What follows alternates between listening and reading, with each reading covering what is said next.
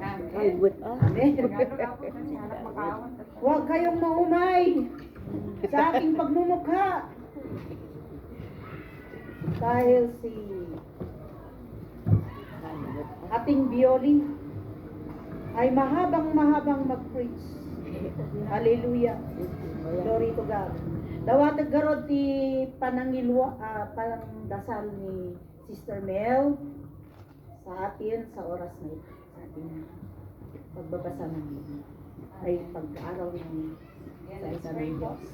Panginoon, maraming salamat o Diyos sa Yes, Lord. panibagong Sunday na ibinigay mo sa amin sa araw na ito o Diyos upang kami Yes, po Lord. ay Hallelujah. sama-samang muling makinig ng iyong salita o Diyos. Yes, Lord. Wala po kami na meron kang ipinprepare na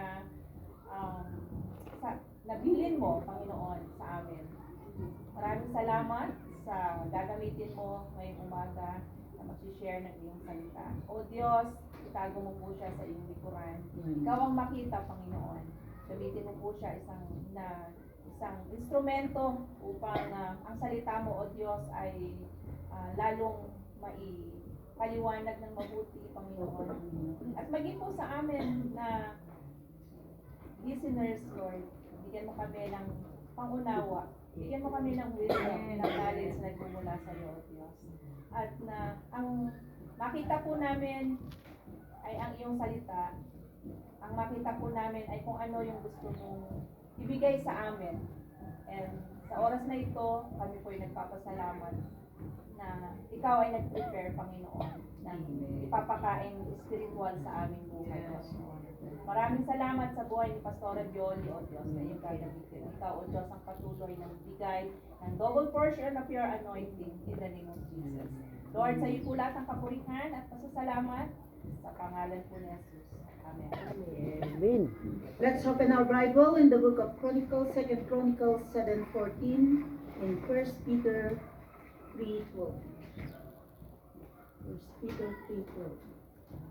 If my people who are called by my name will humble themselves and pray and seek my face and turn from their wicked ways, then will I hear from heaven and will forgive them their sins and will heal their land.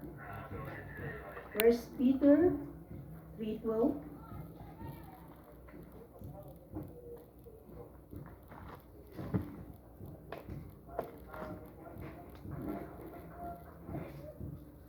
Sino nakabiro? Basahin niyo. Yes. For the eyes of the Lord are on the righteous, and his ears are attentive to their prayer. But the face of the Lord is against those who do evil. Amen. The title of our message for today, so that God will hear our prayers. Upang sa ganoon ay papakinggan ng ating Diyos ang ating mga panalangin. Dalawa po ang aking inihandang mensahe sa araw na ito. Pero ito po ang ibinigay sa atin ng Diyos. At alam ko na sa pagkakataon na ito ay may mga taong nangangailangan ng mensaheng ito, mga kapatid. So, prayer is a great blessing and a privilege sa atin po na nananampalataya sa ating Panginoong Jesucristo. At naniniwala tayo na lahat ng ating mga idinadalangin, idinidulog sa Kanya, ay handa siyang makinig. At sungsungbatan na dagitoy nga panalangin. Ngunit mga kapatid, minsan napakatagal na hintayin ang kasagutan ng mga panalangin. Minsan ay hindi rin sinasagot. Inaabot ito ng taon-taon. Bakit kaya? Kaya yung mga walang pananalig at wala yung patience sa kanila, inihinto nila ang manalangin. Pero yung merong pag-asa, kahit wala pang kasagutan ng ating Panginoon, kahit ilang taon ito, idinadadalangin niya araw-araw at oras-oras. Pero talagang minsan, bakit kaya hindi sinasagot ng ating Diyos ang mga idinudulog natin? Kaya sa araw na ito, mga kapatid, tunghayan natin at pagnilay-nilayan natin ang salita ng Diyos patungkol po sa panalangin. Amen po ba? Hallelujah. So first, meron pong mga kondisyones ang ating Diyos. Kung gusto natin ng lahat ng ating mga dinadalangin ay papakinggan at sasagutin ng ating Panginoon. Hallelujah! Number 1, sinasabi niya dito, to love and acknowledge God. Mamahalin daw natin at kilalanin ang ating Diyos. Amen. Hallelujah! Our Heavenly Father Himself identifies those when He will listen. He will listen to when they call on Him. Psalms 9 verses 14 to 15, God says, I will save those who love me, and I will protect those who acknowledge me as Lord. When they call to me, I will answer them. When they are in trouble, I will be with them. I will rescue them and honor them. Napakaraming pangako ng ating Diyos, mga kapatid. Ang Psalms 9, 14, 15 ay pangako ng Diyos sa atin. Nang yung mga nagmamahal sa Kanya at kumikilala sa Kanya, kung sila ay tatawag sa Kanya sa oras ng mga kapigatian, mga problema o mga troubles na dumarating sa kanilang mga buhay, the Lord will rescue us. Amen. Amen. Hallelujah. And He will honor us. Hallelujah. Hindi lang siya ang ino-honor natin, pero tayo na nagmamahal sa ating Panginoon at kumikilala sa Kanya, ito ay sinusuklian niya, mga kapatid. Hallelujah. Noong earthquake po, maalala po ba natin nung nangyari ang Great Earthquake, July 16, 1990? Noon ay bihira lang ang mga nagsisimba. Kakaunti lang ang mga tao na nagsisimba. Lalong-lalo na dito sa Baguio. Kahit gabi ay napakasaya ang mga tao lumalabas, lalong-lalo na nung nandito pa yung Hyatt Terraces. Dahil nandito yung casino. Noong mga Amerikano pa ang namamahala dito sa Camp Janhay, tunay nga na napaka-busy at napakasaya ang mga tao na naninirahan dito sa Baguio. Ngunit dumating ang hindi inaasahan, ang napakalaki destructive, nakakamatay na lindol. Alam nga natin, mga kapatid, maraming nangamatay, mga estudyante, mga foreigners, mga trabahador, mga empleyado. Maraming umiiyak. Nagsusumigaw ang kanilang mga puso. Sa araw din na yon, mga kapatid, nagbago ang buhay ng mga tao. Punong-puno ang simbahan. Naging madasalin ang mga tao. Na kahit anong relihiyon na sa kanila, makikita mo, sila ay nananalangin. Hallelujah. Amen. Hallelujah, our Lord God shall hear the call of His children. Amen. Who acknowledge Him. How can they prove that? That they love God truly. Hallelujah. Sinabi niya dito, mga kapatid, by obeying His commands. As what Apostle John stresses in 1 John 5:3. This is to love God, to obey His commands. And His commands are not burdensome.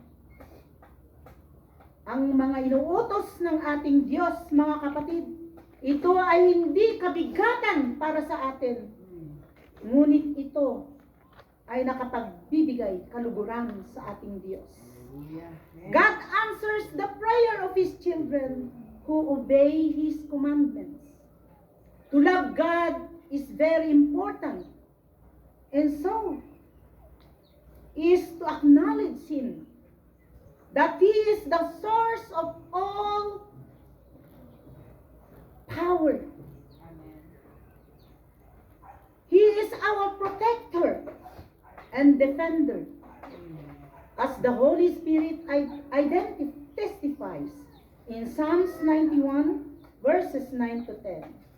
You have made the Lord your defender, the Most High, your protector, and so no disaster will strike you, no violence will come near to your home. Namnamin natin ang salita ng Diyos. Sa Psalms na ito, mga kapatid, He is our defender. Amen. He is our protector. And no disaster will strike you. Hindi ka gagambalain or lulusubin ng kahit na anong sakuna or violence that will come near your home. Hallelujah! Pinoprotegahan niya ang mga anak niya na nagmamahal at kumikilala sa ating Panginoon. Hallelujah! If the children of God uphold, merong panindigan ang kanyang mga anak, these biblical teachings, they will have confidence in loving safely in this dangerous world. Wala na tayong makakapitan, mga kapatid, kung ang mundong ito ay punong-puno ng problema, punong-puno ng karumihan. Wala ka nang malalapitan, mga kapatid, kundi ang ating Panginoong Jesucristo, kundi ang ating Diyos na nagmamahal sa kanyang mga anak. Sabi niya, this dangerous world. Dangerous dahil, mga kapatid, nandito ang lahat na kadimunyuhan. Pero, napag-aralan naman natin yung sinisiparit tayo ng Diyos. Inihiwalay niya tayo sa mundong ito, mga kapatid. Kung kaya ang Panginoon natin, ang Diyos natin, ay iniingatan niya ang bawat anak niya.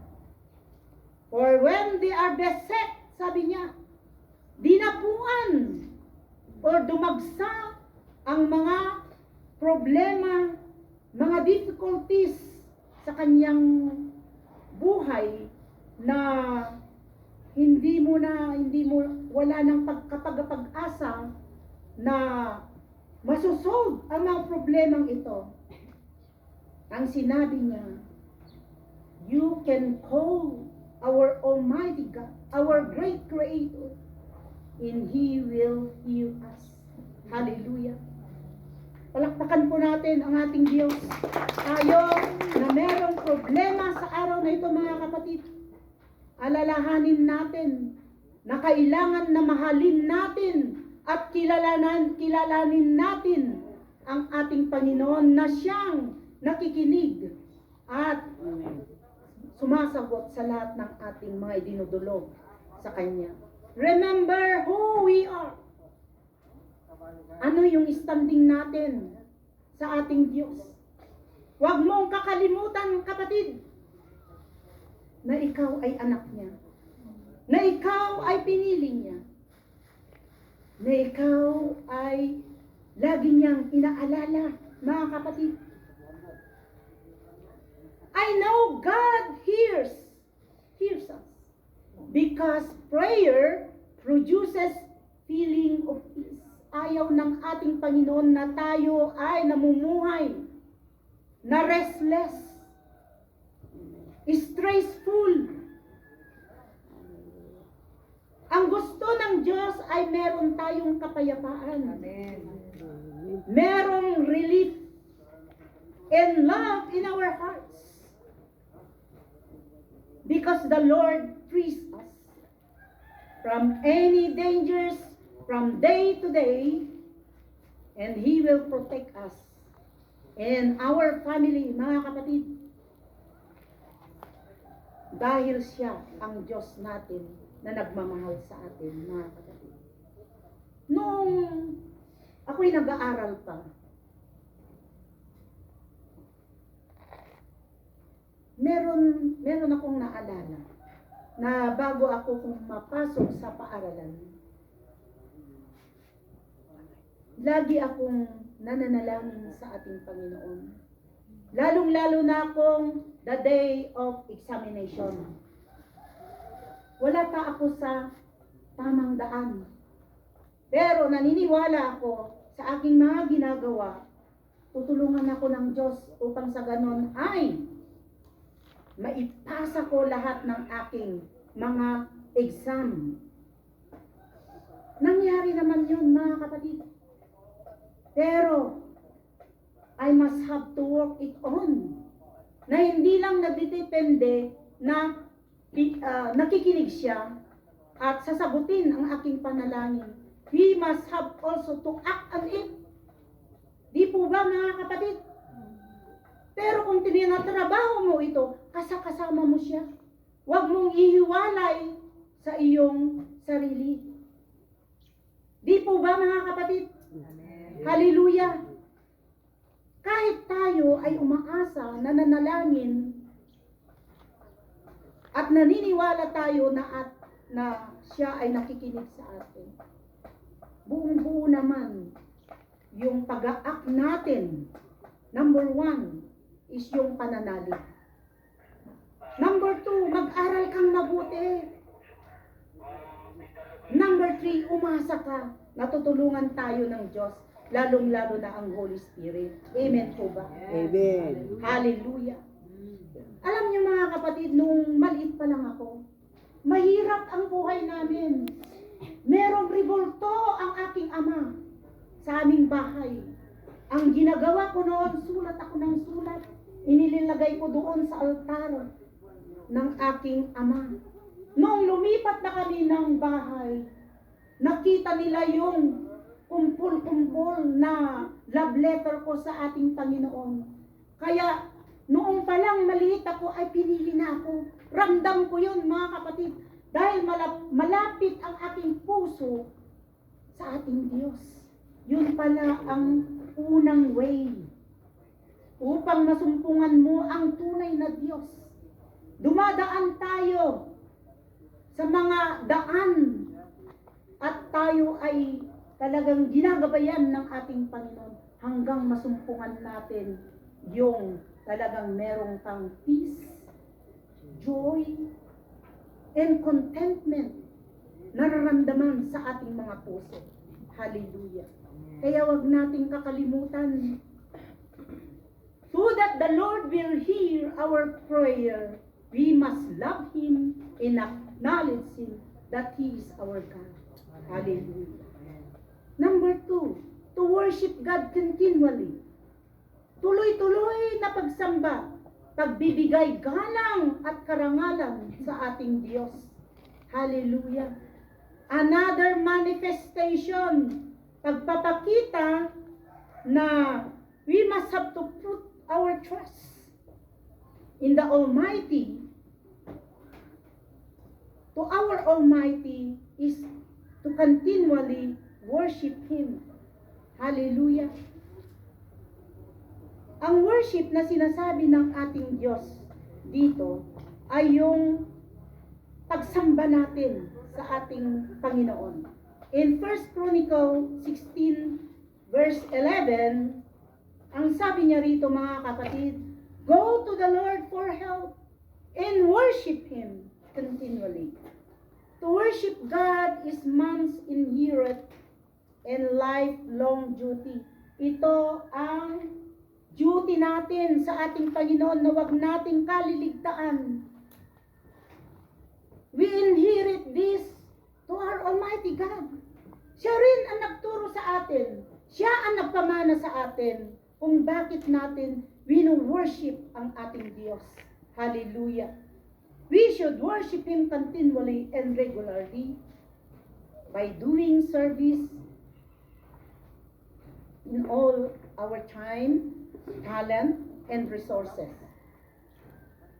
Not just when we feel comfortable to worship Him, to do so sa lahat ng mga serbisyo na ginagawa natin, but even when we are busy, kailangan na continually na i-worship natin, especially when na nararamdaman natin yung mga good times, bad times. So we must have to worship our God in good times and in bad times. Sinabi nga ni Brother Christian, na sinabi niya, hindi lang in good times, but even more in bad times, we must have to worship our God continually, so that He will help us in times of need. Hallelujah. People of God must render praise and worship to glorify His wonderful works. In Christ out for help, for deliverance. Hallelujah. Siya ang mailuwalhati sa lahat ng ating ginagawa na pagsamba sa ating Diyos. Hallelujah. Hallelujah.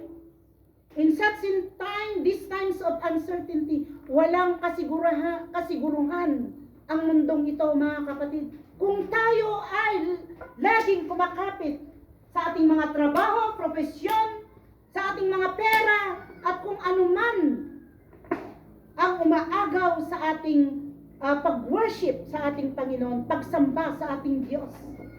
Tribulation will come, not only sa taghirap, mga kapatid, pang-aapi, pero sa lahat ng mga mangyayari sa ating buhay na iniuwalay tayo sa pagsamba ng ating Diyos. Don't you know, mga kapatid, that worshiping God is an opportunity to beg His guidance and rescue us in times of needs, mga kapatid. Don't you even know that worshiping and praising God is our great weapons? Naniniwala ba kayo sa pagpipraise mo araw-araw? Nagme-meltdown yung mga doubts. Nagme-meltdown yung mga problema. At tayo ay lalong umigpig sa yan, pinapalakas tayo sa pag-worship at pag-praise sa ating Panginoon.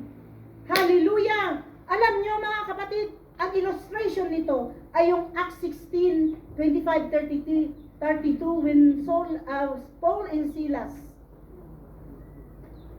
sila ay nabilanggo, mga kapatid. In the middle of the night, they prayed. Amen. And worship. And sing a song to God. While the other prisoners listened to their worship. Suddenly, a great earthquake shook the foundation of that prison cell. At once, the prison's door flew open and everyone's chains came loose. To cut this story short, mga kapatid, to worship God continually is trusting Him. Amen. Hallelujah. And our Heavenly Father always listen to our prayer. Yes. Walang mali sa ating mga panalangin, mga kapatid, lalong-lalo na ang kanyang mga anak na nagtitiwala na merong gagawin ng Diyos sa ating buhay. Alam nyo kung magtrabaho ang ating Diyos, minsan hindi natin namamalayan ang yung mga hinihiling natin ang mas pa yung ibinibigay niya na kagilagilalas, mga kapatid. Maraming nakaranas ng ganyan at ako, naranasan ko mga kapatid. Walang lingid kaalaman sa inyo mga kapatid, sa aking mga problema. Tagal-tagal ko na mga problemang ito. Nasabi ko, kapag ganito na ang mangyayari, hahayaan mo na ba ako, Panginoon, na ako ay itatapon sa impyerno? Marami ding nagsasabi na ikaw ay nagtuturo ng salita ng Diyos, bakit hindi mo gawin? Maraming sinasabi dahil ang tao, tinitignan nila ang outward appearance mo. Hindi nila nakikita ang puso mo, na ang nakatingin lang dyan ay ang Panginoon. Siya lang ang may karapatan na i-judge tayo, mga kapatid. Kaya yung ginawa ni Paul at Silas, meron ding nananalangin sa kanila sa oras na yon, mga kapatid. Ni-intercede nila si Paul at Silas. Nang nangyari ito, mga kapatid, God answered the prayer of Paul and Silas. Amen. Yung tagamahala ng bilangguan na ito ay na-save kabilang kanyang pamilya. Sila rin ay kumain din sa pagkainan ng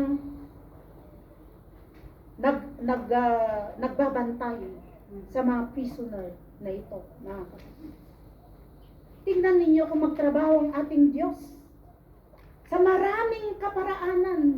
Kaya sa araw na ito, mga kapatid, kung ano man ang iyong mga problema, hindi pare-parehas ang ating mga problema, mga kapatid. Ngunit kung kikilos ang ating Panginoon na yung nasabi natin na mga kondisyones ng ating Panginoon, to love and acknowledge Him, to continually worship Him, meron gagawin ang ating Diyos sa mga pinili niyang mga anak. Hallelujah! And number 3, a worthy offering to God. Karapat dapat ang nakakalugod na pag-aalay, paghahandog sa ating Diyos. Sino siya? Ikaw at ako. Ang katawan na ito, mga kapatid. Ang kaluluwa na ito, mga kapatid. Dahil ang iyong katawan ay templo ng ating Diyos. Hallelujah! So we must have to offer this para sa Kanya lamang.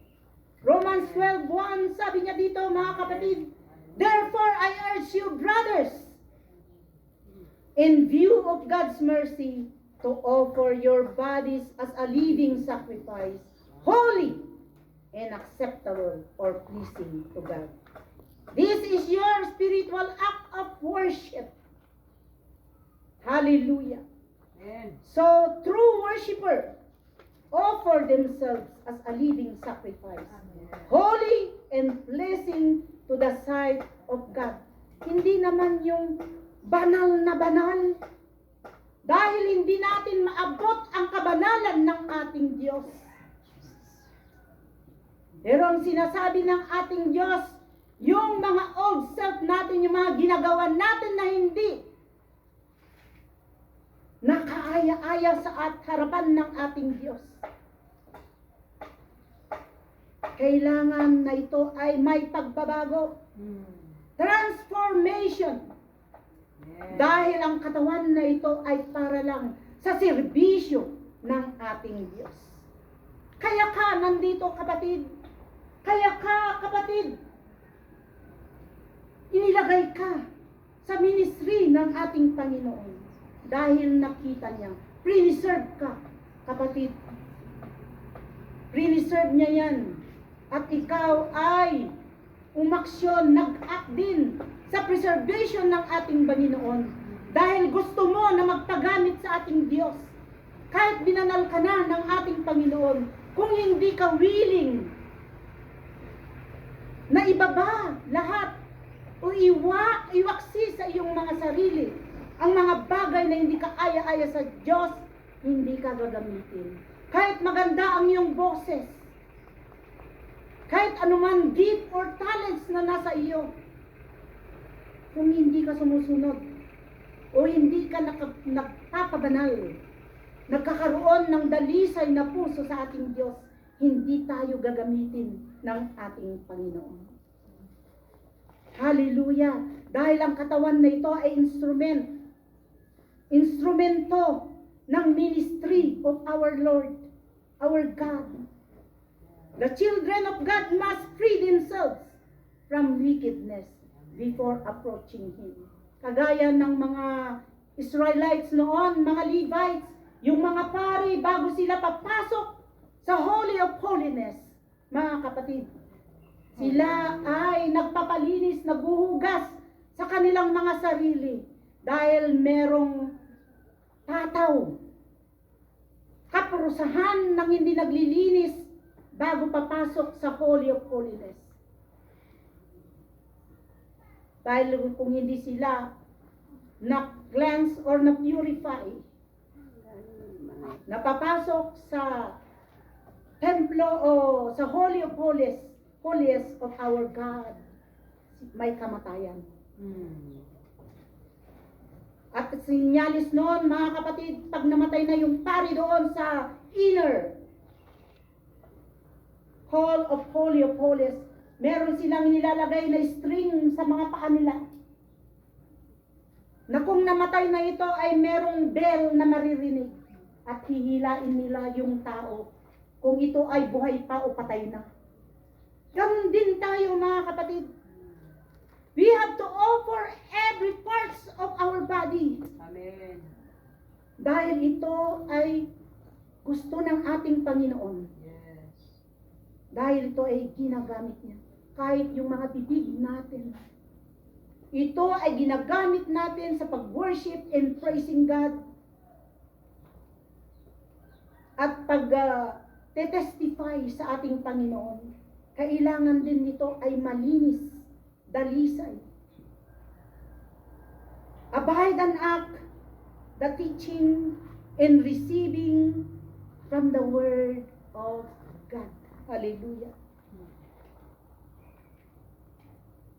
The oath para ma-avoidan natin yung works of the flesh natin, mga kapatid, mga various vices that we will stand ourselves.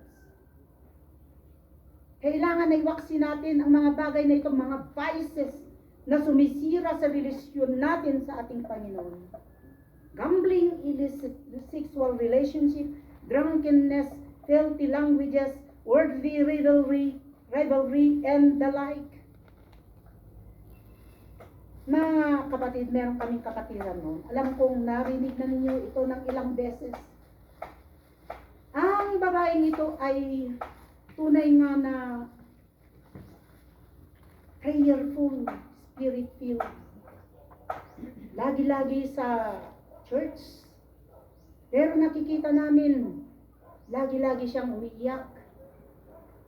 Gumulong-gulong sa harapan. Grabe yung iyak niya.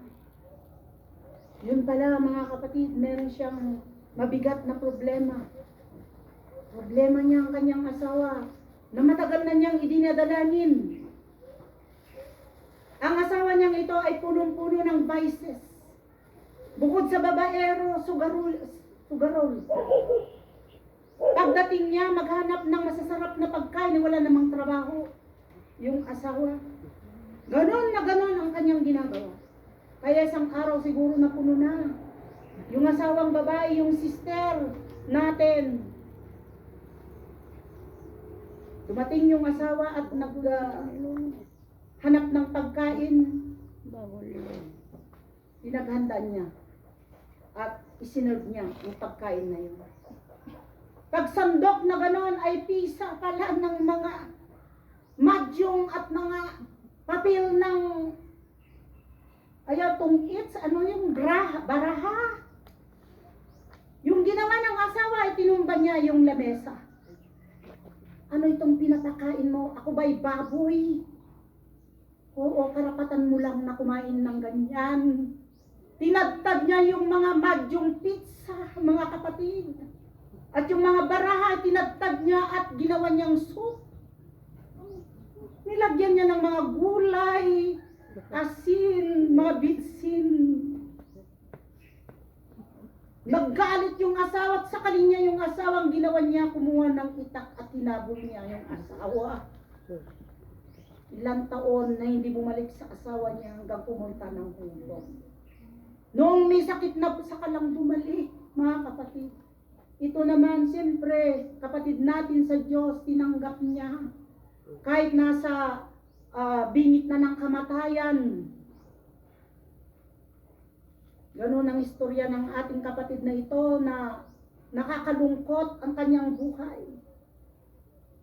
Ngayon, mga kapatid, ay reyna na siya. Nasa USA. Nag-isa lang yung anak niya. At namumuhay na siyang mayaman. Hallelujah. Ganyan kung sumagot ang ating Panginoon. Pero, kung ang tao na punong-puno ng kasalanan sa kanyang buhay, alam ko na nanalangin din ito pero hindi tinutugon ng ating Diyos. Kaya napaka-importante pa rin, mga kapatid, na tayo ay kalugod-lugod sa harapan ng ating Panginoon. Hallelujah. Alam nyo, when God will not listen to our prayers, sinabi ng Biblia, the Bible also ascertain those whom God will not listen. Amuyo dya imprecatory prayer ni David, jay Psalms nagado. Dagiti cursing prayer. Ni una na dito Proverbs 1:25-28 kunana. Since you ignored all my advice and would not accept my rebuke, I in turn will laugh at your disaster. Katawaan na tayo gayam na Apo Diyos, pinagtatawanan tayo ng ating Panginoon. I will mock when calamity overtakes you. When calamity overtakes you like a storm, when disaster swept over you like a whirlwind, when distress and trouble overwhelm you, then they will call to me, but I will not answer. They will look for me, but will not find me. Those who ignore God advice cannot expect for His favorable response. Even in prayers, we will not receive the help, support of our God. Sinabi niya dito, mga kapatid, God does not lie. He will never lie to His word. Deuteronomy 31:17, sinasabi niya dito, many disasters and difficulties will come upon them, and on that day they will ask, have not these disasters come upon us because our God is not with us? Sinong nagtatanong dito? Yung mga Israelites.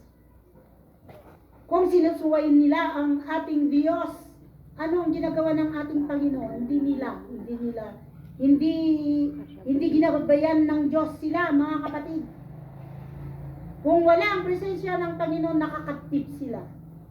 In Proverbs 6:15, sinasabi niya, in Isaiah 59 verse 9 to 10, even if they exert much effort to seek remedy, they will fail. Like the blind groping, nangangapa in the dark, they will not succeed, and no one will rescue them.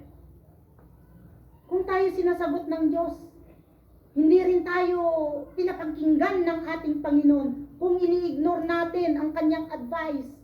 Sinabi na nga niya, huwag yan. Hindi yan ang lalaki para sa'yo, pinipilit mo pa rin. Nung nag-asawa na kayo, ang dami ng problema. Sinabi na nga niyang hindi yan ang para sa'yo. Dahil ang lalaking yan ay hindi pa kumikilala sa akin.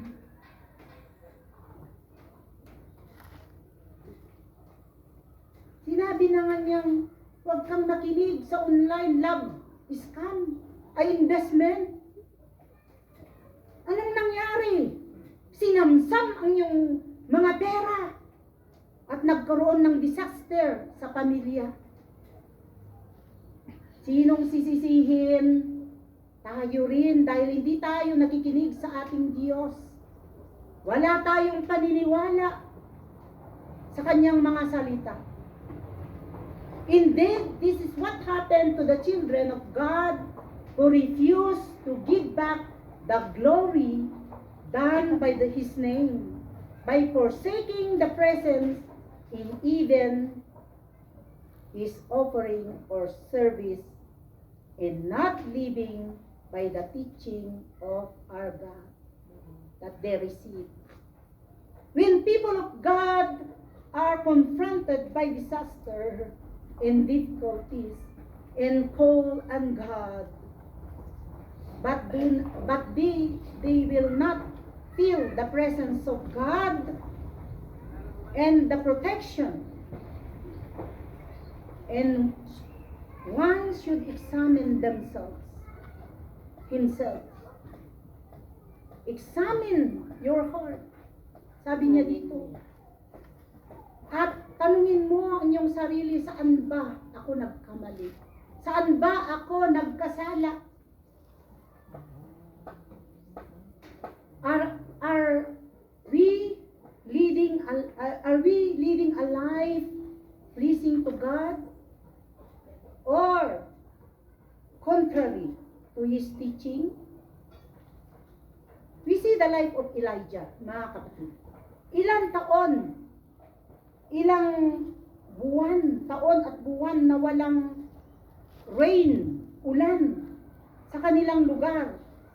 At sa kawalan ng ulan, sila ay nagkaroon ng famine, taghirap. At ang king noon, mga kapatid, hindi siya naniniwala sa tunay na Diyos.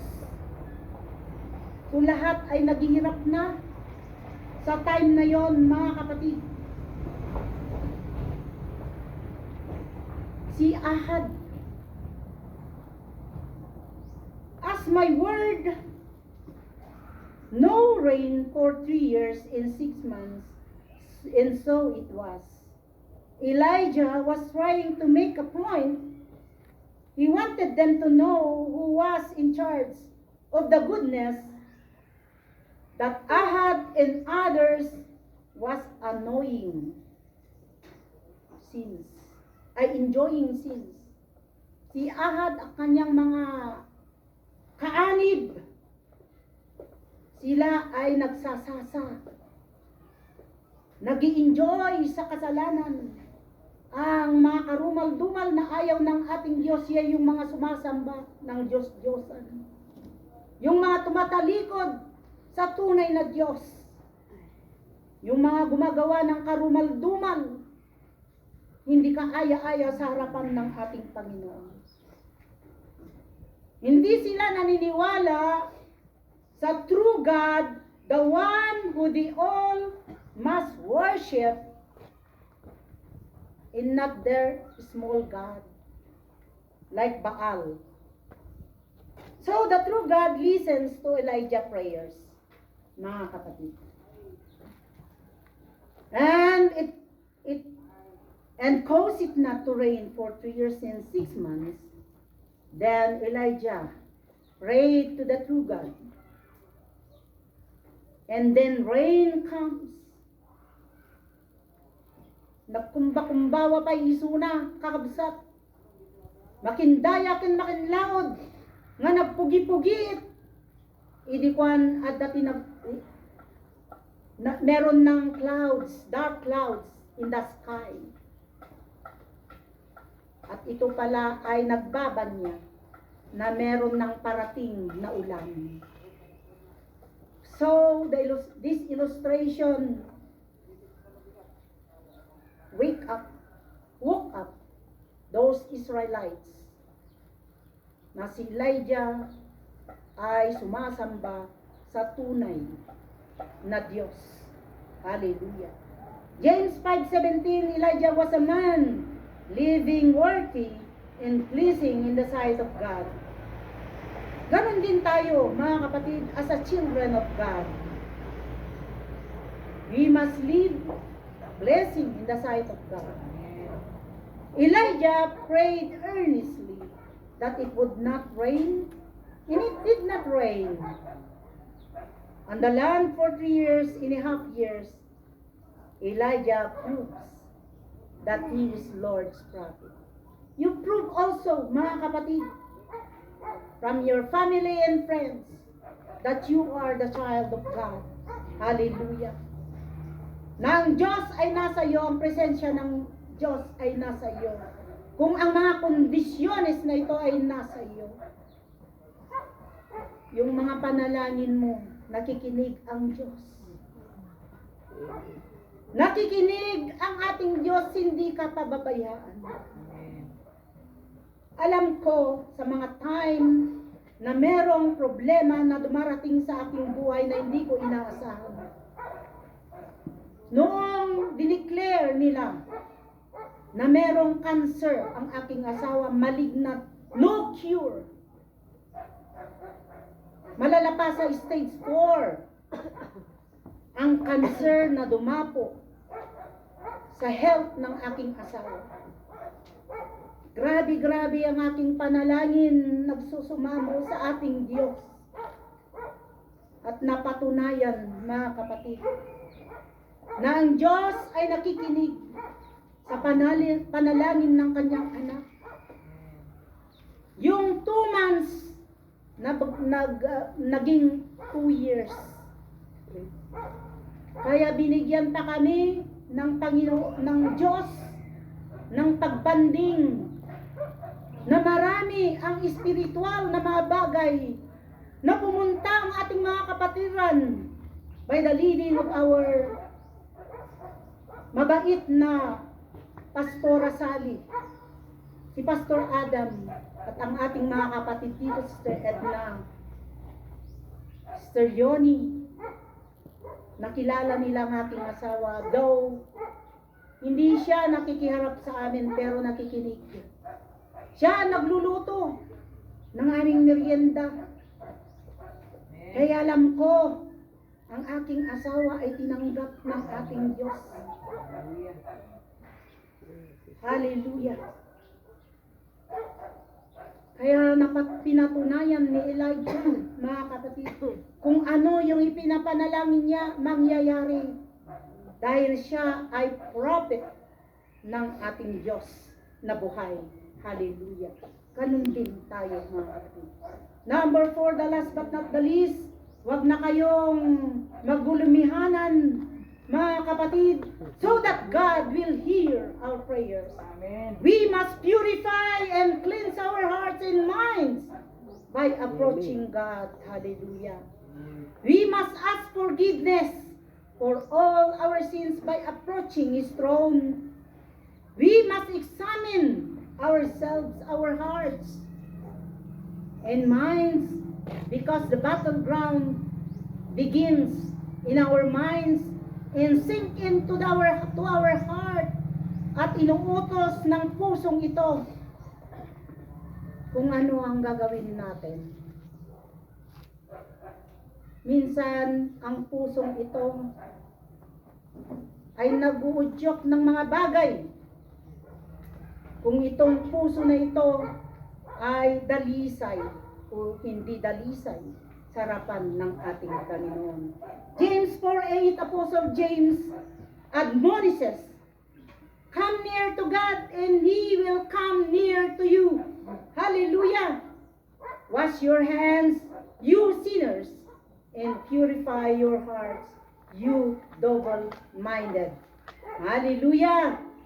Kaya mga kapatid, kung tayo ay lalapit sa ating Panginoon, kailangan na maglinis na muna tayo. Hindi yung paglilinis na pagkaliligo.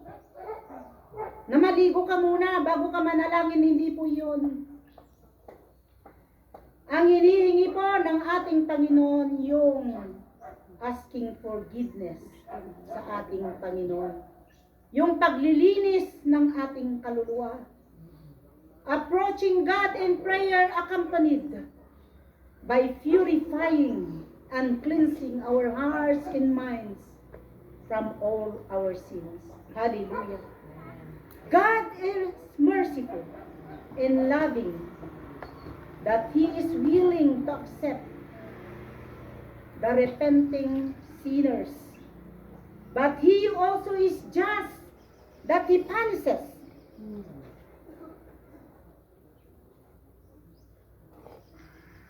His earrings answer their supplication, His earring servant. So, kung tayo ay mananalangin, mga kapatid, ang Diyos ay hindi sinasagot immediately. Agad-agad ang ating mga idinadalangin, mga supplication na idinudulog natin sa ating Panginoon. Una muna, mga kapatid, kung hindi sinasagot ito ng Diyos, He is strengthening our faith. He is also disciplining us kung tayo ay nakagawa ng kasalanan. Lamentation 3:28-29, sinasabi niya, when we suffer, we should sit alone in silent patience. We should bow in submission, for there will still be hope. Habang tayo ay nabubuhay, mga kapatid, may pag-asa dahil meron tayong Diyos na buhay na nilalapitan. Hallelujah. Hindi tayo masisira, hindi tayo matitinag kung tayo ay laging kumakapit sa ating Panginoon at naglilinis sa ating mga puso at sa ating mga mind, mga isip, kung tayo ay lumalapit sa ating Panginoon. Hallelujah! Hallelujah! God will not completely forsake His faithful servant. He will forgive those who are true to Him. He disciplines His children, and He will prove His love. Hallelujah. Psalms 34:17-18, sinasabi niya rito, mga kapatid, the righteous cry and the Lord hears and delivered them out of their troubles. The Lord is near unto them that are of broken heart. Ang panalangin ng merong contrite heart, broken heart, the Lord will save them. Hallelujah. Those who have a contrite spirit, in a humble heart, dinidinig po ng ating Diyos ang kanilang mga panalangin. And it is proven sa mga tao noon, unang panahon. Hanggang ngayon, mga kapatid, dahil patunay yung testimony ninyo, linggo-linggo, araw-araw, di po ba nakikinig ang Diyos at sinasagot ang ating mga panalangin dinudulog sa Kanya? Kaya kapatid, kailangan pa rin yung patient to wait sa kasagutan ng ating panalangin sa Kanya. He will not abandon His children. He will always hear the cry out of His children. Hallelujah. Kaya hanggang ngayon, mga kapatid, tayo ay patuloy na umaasa at dumudulog, non-stop praying and asking God for help, for protection, to defend us in times of need. Let us all stand up at pasalamatan natin ang ating Panginoon. Kantahin natin yung worship kanina. Yung with all I am. Hallelujah. Namnamin natin, kapatid, mga kapatid, ang verses ng kantang ito dahil panalangin ito. Panalangin natin ito, mga kapatid, sa ating Diyos na buhay. Hallelujah. Oh, hallelujah.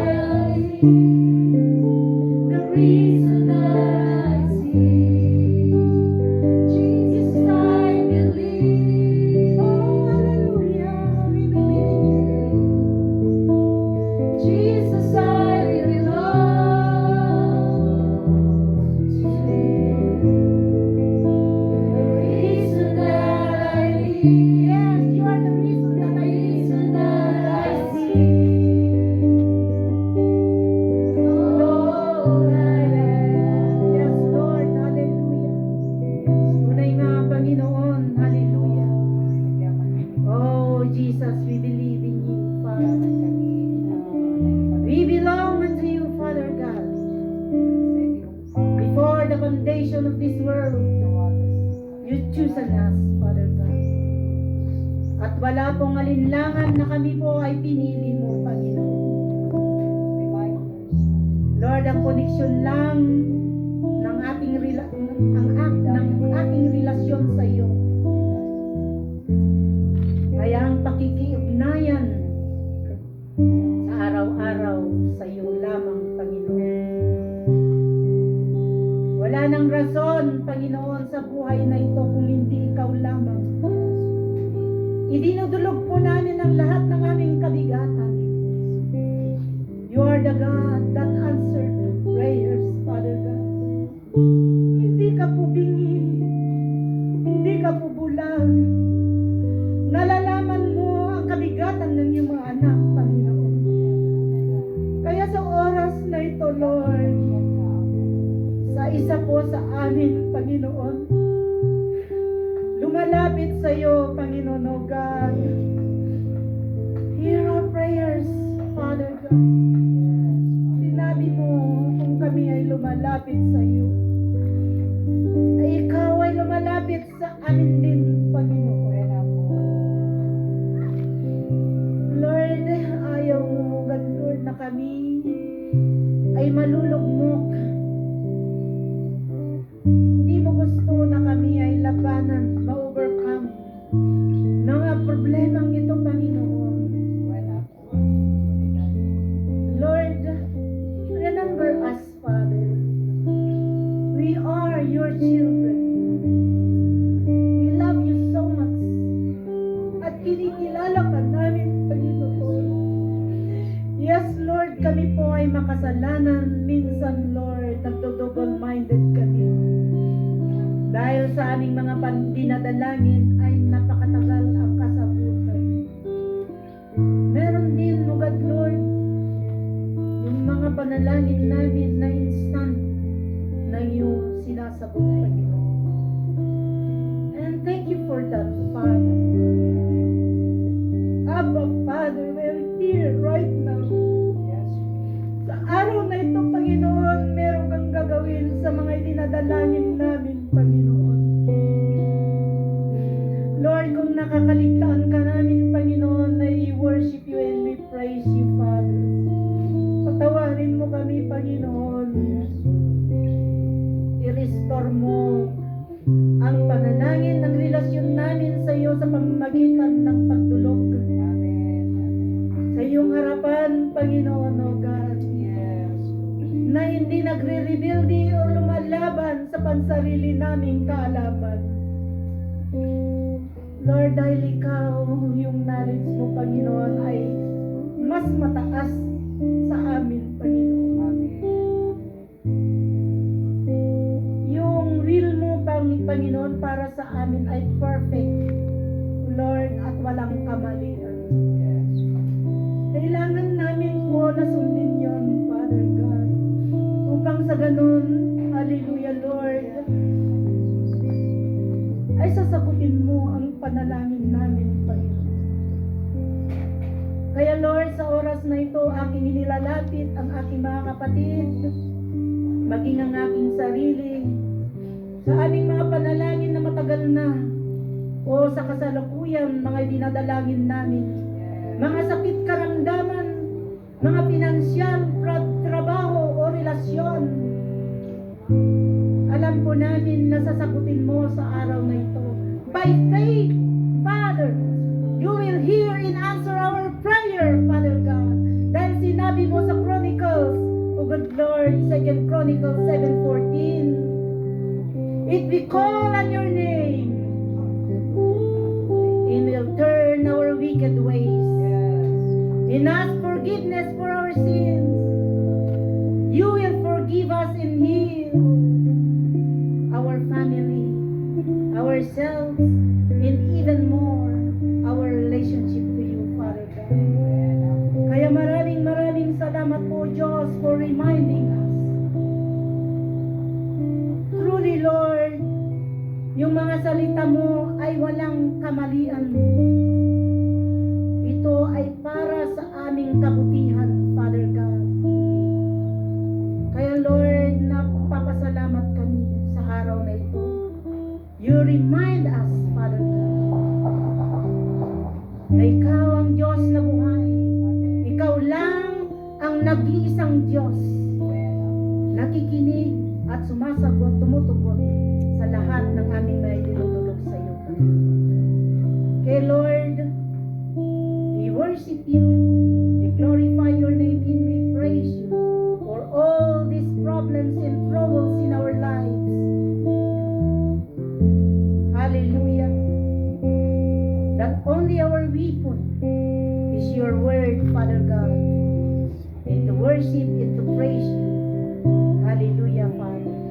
Kay Lord, maraming salamat po Diyos sa araw ito. In Jesus we pray. Aking tinatawagan ng ating pastora at sasagutin niya lahat. Thank you, Pastor Rabioli, sa napakagandang mensahe. Mananatili po tayong nakatayo at isarap po natin ang ating servisyo. Father, salamat po Lord sa mensahe mo sa amin. Alam namin na kailangan namin ito at ito ang aming pagkain sa araw na ito sa aming spiritual na buhay. Lord, salamat po sa paalala mo sa amin na huwag kaming